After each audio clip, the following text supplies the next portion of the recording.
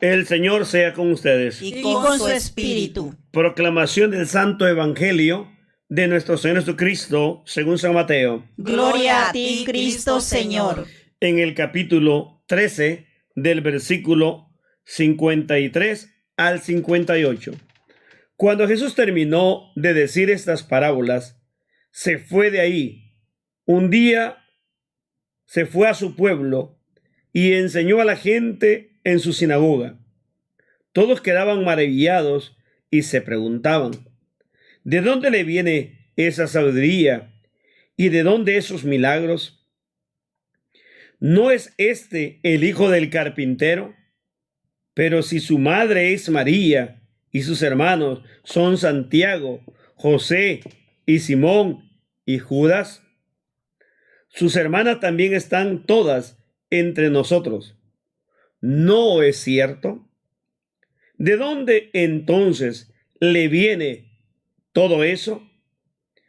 Ellos se escandalizaban y no lo reconocían.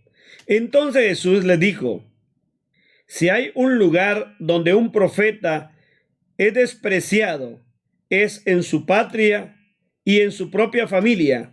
Y como no creían en él, no hizo ahí muchos milagros.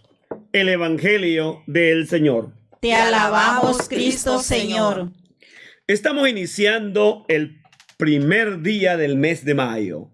En Centroamérica hay mucha lluvia, muchas flores, tanta alegría.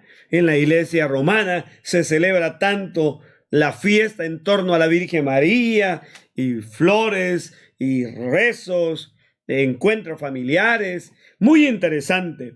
Pero en este día, primero, se recuerda a San José Obrero, patrono de los trabajadores. Hoy es el Día Internacional del Trabajo. A nivel mundial, se va por el mundo mirando hombres y mujeres que trabajan. En varios países, desde muy pequeña edad, se comienza a trabajar. Como yo recuerdo que tenía 7 añitos, cuando mi papá me llevó a trabajar al terreno, a quitar la hierba. Recuerdo que empezamos a las 6 de la mañana y yo estaba limpiando con mi machete y como a eso de las 3 de la tarde, mi papá dijo, ya te veo cansado, mis manos estaban llenas de ampolla, un poquito sangre en mi mano, y él dice, vete a tu casa. Y recuerdo que yo salí corriendo y corría pensando que mi papá me iba a llamar de nuevo, regrésate a seguir trabajando. Y mi papá llegó como a las 6 de la tarde después a casa. Y yo estaba todo con dolor, recuerdo. También tenía otra anécdota en torno al trabajo. Tenía 13 años y mi papá en ese tiempo tomaba y me tocó a mí levantarme a las 2 de la mañana para ponerle a los bueyes la carreta. Yo solo, eran unos bueyes enormes, y tener que poner el yugo y amarrar la carreta y llevar caña al trapiche. Teníamos en ese tiempo caña y ya como a eso de las 2 de la tarde, yo sentía que estaba casi muriendo del cansancio y mi hombro estaba, la piel estaba cayendo porque de tanto poner caña y llenar la carreta. Y mi papá llegó ya un poco como a las 4 tomado y dijo, mira, yo te voy a ayudar, vete. Y recuerdo igual la misma historia de salir corriendo porque ya no aguantaba y era una exigencia muy fuerte. Pongo esas anécdotas en torno a lo que yo viví, porque muchos campesinos, tanto niños como adolescentes, jóvenes, les toca esa experiencia y es toda la vida y crecen y son sometidos. El campesino es el que más trabaja y es al que menos se le valora y se le reconoce lo que él hace. La paga es tan pobre en la mayoría de los países del tercer mundo. Tenemos grandes obreros, artesanos, carpinteros, Hay distintas profesiones, maestros, doctores, ingenieros.